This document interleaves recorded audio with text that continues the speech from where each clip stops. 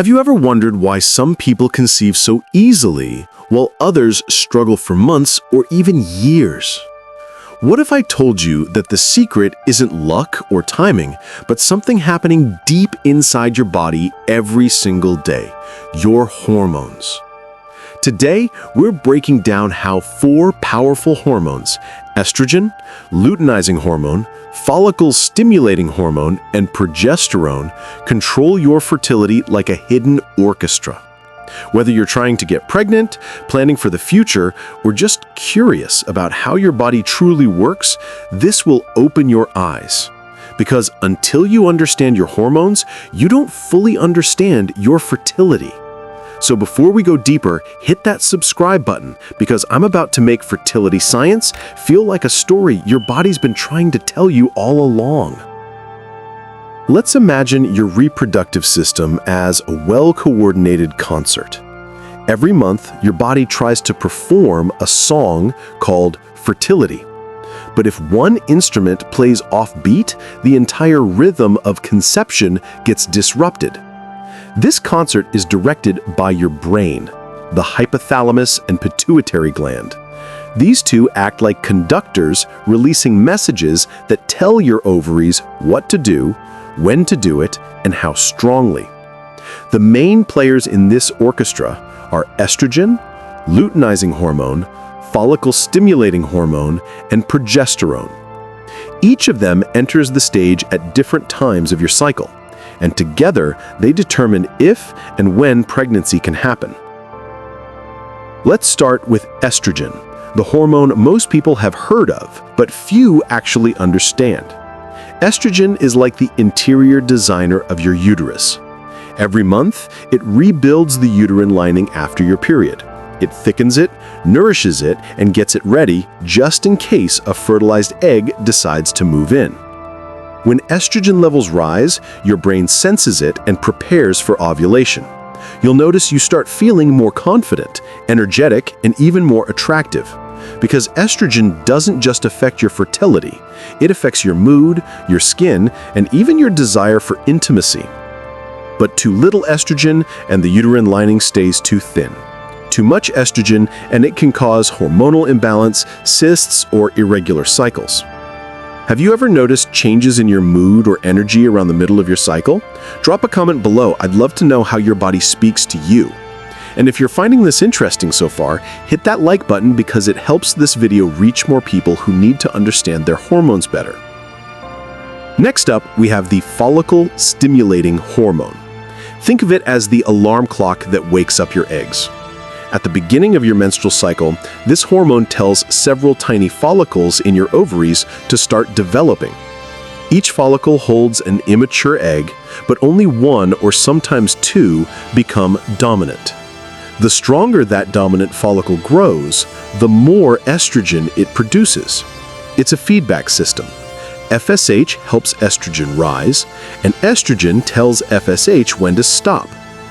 If your body doesn't release enough FSH, your eggs don't mature properly, and ovulation may never happen. Too much FSH, especially as women get older, can signal that your ovaries are struggling. So if estrogen is the builder, FSH is the project manager, getting everything started on schedule. If this feels relatable, tell me in the comments, did you know your body runs this kind of monthly project management behind the scenes? Now this is where the real action happens, luteinizing hormone, or LH. It's the one that gives the final go signal. When estrogen reaches its peak, it triggers your brain to release a surge of LH. That LH surge is the green light that tells your ovary it's time, release that mature egg. That's ovulation, the exact moment when the egg leaves the ovary and starts its journey through the fallopian tube. Ovulation typically happens about 24 to 36 hours after the LH surge. So if you're tracking fertility using ovulation test kits, what they're actually measuring is your LH surge, not the egg itself. Ever wondered why fertility apps tell you that your most fertile days are just a few days each month? It's because of this single moment, the LH surge. If this explanation is making hormones feel a bit less confusing, consider subscribing. We break down complex health topics in a way that just makes sense, and there's more to come. After ovulation, the empty follicle left behind transforms into something called the corpus luteum. And this is where progesterone takes the stage. Progesterone's role is to protect. It stabilizes the uterine lining that estrogen built, making sure it's strong enough to support a growing embryo. It also prevents the uterus from contracting too early and stops new eggs from being released that cycle. If pregnancy happens, progesterone continues to support it. If not, its levels drop, signaling your next period to begin. Think of progesterone as the caring guardian who holds the door open for new life until it's time to reset. Did you know progesterone levels can actually affect your sleep and mood after ovulation? Let me know in the comments if you've ever noticed feeling calmer or moodier right before your period. Now that you know each hormone individually, let's put the full picture together. From day 1 to 14, follicle-stimulating hormone and estrogen prepare your body for ovulation. Around day 14, luteinizing hormone triggers ovulation. Then, from day 15 to 28, progesterone steps in to protect and prepare for possible pregnancy. But when any of these hormones go out of sync, whether from stress, diet, sleep, or medical conditions, fertility takes a hit. It's like baking a cake. Miss one ingredient, and the result won't be the same. If you're someone who's been wondering why conception feels harder than expected, understanding these hormones is the first step towards balance. So stay with me, because here are simple lifestyle habits that help these hormones work in harmony.